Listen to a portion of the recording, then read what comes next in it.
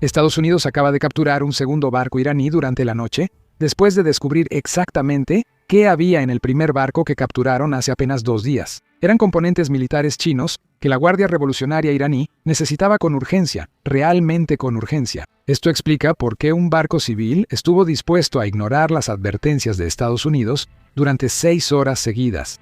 Verás, el primer barco, Tuska, recibió advertencias de las Fuerzas Armadas de Estados Unidos durante 6 horas seguidas para que no rompiera el bloqueo. Se negó a escuchar y navegó hacia el bloqueo estadounidense en el Golfo de Omán, por lo que la Marina de Estados Unidos decidió capturarlo. Esto te hace preguntarte qué transportaba el barco para ignorar a un buque de guerra de Estados Unidos durante 6 horas y qué intentaba ocultar. ¿Qué era tan importante que estaba dispuesto a arriesgarlo todo? Bueno, ¿adivina qué? Tenemos las respuestas. Fuentes de seguridad dijeron a Reuters que el barco iraní probablemente llevaba componentes militares chinos de doble uso. Transportaba componentes que podrían servir para reconstruir el arsenal de misiles de Irán. Estoy seguro de que la Guardia Revolucionaria Islámica los necesitaba urgentemente. Tenía aleaciones especiales para carcasas de misiles y componentes electrónicos de precisión para sistemas de guía. Y también tenía tuberías para las líneas de combustible. Todos estos podrían usarse para reconstruir un arsenal de misiles que Irán perdió o agotó durante la guerra. Por eso un barco civil desarmado decidió arriesgarse al bloqueo de Estados Unidos. Además, el presidente Trump lo confirmó esta mañana en una entrevista. Escucha esto. Están cerca en las negociaciones en este momento, pero la fecha límite para el alto al fuego es mañana. Si parece que las cosas están progresando, no necesariamente la extenderán por un tiempo definitivo, pero la dejarán continuar si hay avances en las conversaciones antes de tomar una decisión. No quiero hacerlo. No tenemos mucho tiempo, porque cuando ambas partes lleguen, apenas recibieron aprobación para avanzar, que yo ya sabía que pasaría. No creo que tuvieran opción, deben negociar. Lo único que diré es esto: Irán puede ponerse en una muy buena posición si hacen un acuerdo. Pueden convertirse en una nación fuerte otra vez, en una nación maravillosa otra vez. Tienen gente increíble.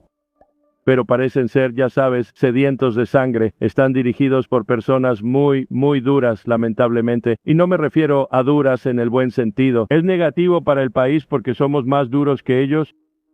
Ni siquiera se compara. Pero tienen que usar la razón y tienen que usar el sentido común, y pueden ponerse en una gran posición para convertirse en un gran país, pero un país legítimo, no un país basado en la muerte y el aura. Ahora, en realidad aprendimos mucha información nueva en esta entrevista que dio Trump esta mañana.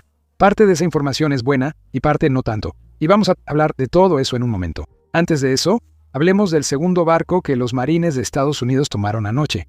¿Y adivinen qué? No fue en Medio Oriente. Aquí está la declaración del Departamento de Guerra. Véala. Por la noche, fuerzas estadounidenses realizaron un derecho de visita, una interdicción marítima y un abordaje el buque cisterna sancionado y sin bandera Tiffany, sin incidentes, en el área de responsabilidad de Indo-PACOM.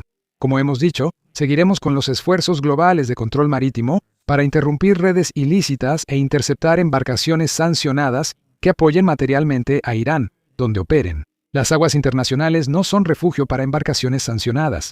El Departamento de Guerra seguirá negando libertad de maniobra a actores ilícitos y sus barcos en el ámbito marítimo. Esta declaración contiene mucha información, así que vamos a desglosar lo que se dijo. Primero, veamos dónde ocurrió esto. Observa el mapa en tu pantalla. Esto fue al este de Sri Lanka y al oeste del estrecho de Malaca. Así que esto definitivamente no ocurrió cerca del bloqueo de Estados Unidos. Entonces, ¿por qué Estados Unidos realmente hizo esto? Bueno, esto es algo que Estados Unidos dejó claro cuando anunció el bloqueo. No solo es impedir que los barcos entren o salgan de puertos iraníes. Se trata de asegurarse de que cualquier barco, sin importar dónde esté en el mundo, no pueda apoyar al régimen iraní ni proporcionarle apoyo financiero o de algún otro tipo. Bueno, este barco estaba haciendo exactamente eso. ¿Sabes? Después de convertirse en el país más sancionado del mundo, Irán ha establecido lo que llaman una red clandestina. Usando esta red clandestina de flotas fantasma, Irán envía su petróleo sancionado y luego lo mantiene en el mar. Y luego, cuando encuentran un comprador, envían ese petróleo a donde esté el comprador y encuentran alguna manera de recibir el pago. Bueno, esto es exactamente lo que pasó antes de que entrara en vigor el bloqueo de Estados Unidos. Muchos buques fantasma cargaron petróleo iraní y salieron del puerto y abandonaron esa zona de Medio Oriente bloqueada por Estados Unidos. Han estado esperando en aguas internacionales, creyendo que están a salvo. Estados Unidos ha dejado claro antes que el bloqueo no se trata solo de los puertos iraníes. Se trata de perseguir toda la red de contrabando que Irán ha utilizado para seguir comerciando petróleo sancionado. Y de eso se trata exactamente este tipo de medidas de cumplimiento. Esto aumentará la presión sobre la economía iraní, que ya enfrenta dificultades, y sobre los funcionarios iraníes para lograr un acuerdo pronto. Ahora, por suerte, parece que mientras todo esto sucede, Estados Unidos e Irán se están preparando para otra cumbre de paz, otra reunión de negociaciones en Islamabad, Pakistán. Ahora, antes de entrar en todos los nuevos detalles que hemos aprendido sobre esto, solo un recordatorio rápido para todos de que le den like y se suscriban al canal aquí abajo. Nos ayuda mucho con el algoritmo y a mantenerte informado de nuestras últimas actualizaciones cuando hay noticias. Esta mañana, Trump dio una entrevista televisiva muy importante y muy larga, y en esa entrevista obtuvimos más detalles sobre cómo continúan las negociaciones detrás de escena. Así que escuchen. De nada. ¿Puedes darnos, creo que es lo que todos quieren saber, lo más reciente sobre en qué punto están las negociaciones con Irán? Ahora sabemos que Teherán ha confirmado públicamente que enviará representantes a la reunión con el vicepresidente Vance. ¿Qué esperas? ¿Qué información está recibiendo en este momento, señor? Como dije hace 2 días, aunque dijeron que no los enviarían, yo aseguré que sí lo harían, no tienen otra opción. Lo que pienso es que vamos a terminar con un gran acuerdo. Creo que no tienen opción. Hemos eliminado su marina, hemos eliminado su fuerza aérea. Hemos eliminado a sus líderes, francamente, lo cual complica las cosas de cierta manera, pero estos líderes son mucho más racionales. Es un cambio de régimen, no importa cómo lo quieras llamar, que no es algo que yo dije que iba a hacer, pero lo hago indirectamente tal vez, pero ya lo hice. Y creo que estamos en una posición de negociación muy fuerte para hacer lo que otros presidentes pudieron haber hecho durante un periodo de 47 años. Tenemos 47 años con esta gente sedienta de sangre. Han estado matando a muchos soldados, a muchos de nuestros soldados y a mucha otra gente. Han matado a 42,000 personas en los últimos 2 meses. Y, ya sabes, llega un punto en el que la gente no quiere mencionar eso, no les gusta mencionarlo. 42,000 manifestantes, desarmados, manifestantes inocentes y desarmados, muchos de ellos ahorcados.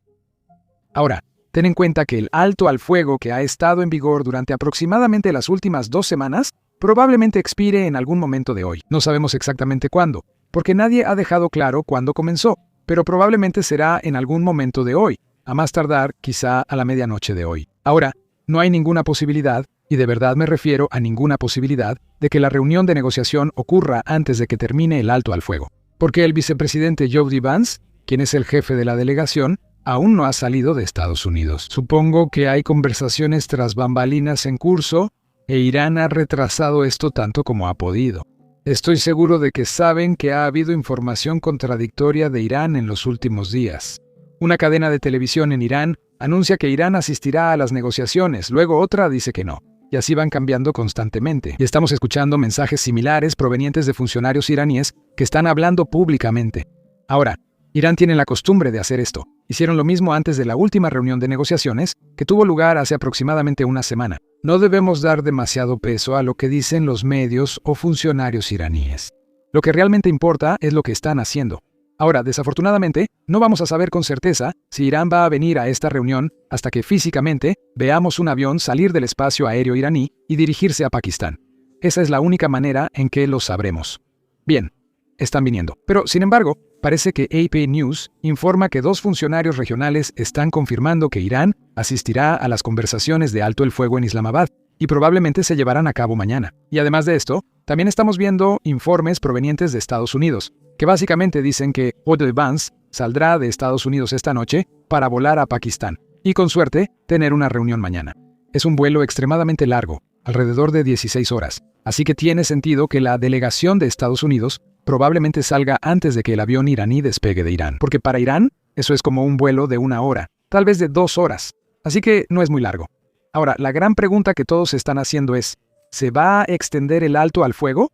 ¿Qué significa esto? No parece que haya reunión antes del alto al fuego. Aquí el presidente Trump responde a esa pregunta esta mañana. Escuchen. Si parece que las cosas están progresando, no necesariamente lo extendería por una cantidad de tiempo definitiva, pero dejaría que continúe si hay avances en las conversaciones antes de tomar una decisión. No quiero hacerlo, no tenemos mucho tiempo porque hasta que lleguen ambas partes apenas recibieron la aprobación para avanzar, lo cual ya sabía que harían. No creo que tuvieran opción, tienen que negociar. Y sabes, lo único que diré es esto, Irán puede ponerse en una muy buena posición si hacen un trato. Pueden convertirse en una nación fuerte otra vez, en una nación maravillosa otra vez. Tienen gente increíble. Pero parecen ser, ya sabes, sedientos de sangre. Están dirigidos por personas muy duras, lamentablemente. Y no me refiero a duras en el buen sentido. Es negativo para el país porque somos más duros que ellos. Ni siquiera se compara. Pero tienen que usar la razón y tienen que usar el sentido común y pueden ponerse en una gran posición para convertirse en un gran país, pero un país legítimo, no un país basado en la muerte y el horror. Ahora, su respuesta genera más preguntas de las que responde. ¿Eso es porque si el alto al fuego no se va a extender? ¿Qué significa eso para cuándo se reanudarán los combates? Probablemente no se reanuden antes de las conversaciones de paz, aunque no se renueve el alto al fuego. Pero ¿qué sucede después si las conversaciones de paz no resultan bien? ¿Eso significa que los combates se reanudan tan pronto como todos regresen? Supongo que no reanudarán los combates mientras el vicepresidente y la delegación de Estados Unidos sigan atrapados en Pakistán, ya que está en la frontera con Irán. Siento que eso sería demasiado arriesgado. Ahora, por supuesto, sabremos la respuesta a eso una vez que lleguemos allá, pero por ahora, las posibilidades de que las conversaciones de paz realmente resulten en algún tipo de acuerdo, bueno, no son muy altas. Aquí está el presidente Trump explicando lo que espera de las conversaciones que supuestamente se llevarán a cabo mañana. Escuchen. Estás diciendo que necesitas al menos la posibilidad de un acuerdo firmado hoy y mañana, o de lo contrario, reanudarías los bombardeos en Irán. Espero estar bombardeando porque creo que es mejor llegar con esa actitud, pero estamos listos para actuar. El ejército está listo para entrar en acción y es increíble. Sabes, yo reconstruí el ejército en mi primer mandato, ahora lo estoy usando. El ejército, cuando lo recibí de Barack Hussein Obama, estaba tan debilitado, era tan triste. Lo reconstruí en mi primer mandato. ¿Recuerdas esos grandes números? Me hablaste de eso. Es mucho dinero para el ejército. Hicimos un gran trabajo. Y ahora lo estamos usando y también reconstruyendo. También hemos hecho mucha reconstrucción en mi primer año del segundo mandato. Pero tenemos un ejército tremendo. Somos el ejército más poderoso del mundo. Todos lo saben. En pocas palabras, Estados Unidos está listo para volver a la guerra si Irán no está dispuesto a firmar un acuerdo nuclear a largo plazo. Ahora, esto podría ser simplemente una forma de usar la amenaza de guerra para obtener mejores concesiones de Irán. Eso es algo que no podemos descartar. Pero del otro lado de la mesa de negociaciones, parece que Irán está malinterpretando gravemente la situación en la que se encuentra Estados Unidos. Irán o sus líderes creen que pueden aguantar más tiempo del que Estados Unidos tiene voluntad política y apoyo interno para continuar. Irán piensa que si se mantienen firmes durante la guerra y durante las negociaciones, Estados Unidos tendrá que ceder porque no tiene el apoyo político debido a los altos precios del petróleo y la reacción internacional. Bueno, supongamos que la forma de pensar iraní es cierta, es decir, el marco que están usando para evaluar la situación. Supongamos que ese es el marco correcto. Bueno, según ese marco, Irán básicamente está diciendo que si la bolsa de valores se desploma lo suficiente y los precios del petróleo suben lo suficiente, Trump tendrá que ceder. Ahora, si asumimos que eso es cierto, bueno, eso no es exactamente lo que está pasando en el mercado en este momento. La bolsa de valores acaba de alcanzar máximos históricos hace un par de días, y los precios del petróleo en este momento están alrededor de $85 por barril. Ahora están más altos que al inicio de la guerra, cuando costaban unos $65 por barril, pero siguen lejos del pico de pánico de la guerra, cuando llegaron a casi $120 por barril. Todo esto significa que no hay tanta presión sobre Estados Unidos como Irán piensa que hay. Y eso significa que están malinterpretando la situación. Aquí hay más detalles. Escucha. Hablé esta mañana con una fuente de inteligencia regional de alto nivel que indicó que Irán ve esto como un juego de resistencia. Ellos creen que el tiempo está de su lado y que, al final, la presión interna en los mercados energéticos y la bolsa obligará al presidente Trump a hacer un trato que les favorezca. Eso no es verdad. Esa no es la realidad. El presidente y sus homólogos en Israel tienen la capacidad de continuar esta operación durante meses si es necesario. para presionar al régimen iraní a abrir el estrecho de Hormuz y entregar su uranio enriquecido, algo que han prometido hacer en privado y luego, públicamente, hacen estos comentarios diciendo que quizá ni siquiera se presenten a la mesa de negociaciones. Ahora, hay algo que está subiendo de precio y que a la gente no le va a gustar. Echen un vistazo a este informe. Esto podría ser algo muy importante. El mayor fabricante de condones del mundo planea subir precios entre 20 y 30%, y posiblemente más, por el impacto de la guerra entre Estados Unidos e Irán en la industria petroquímica.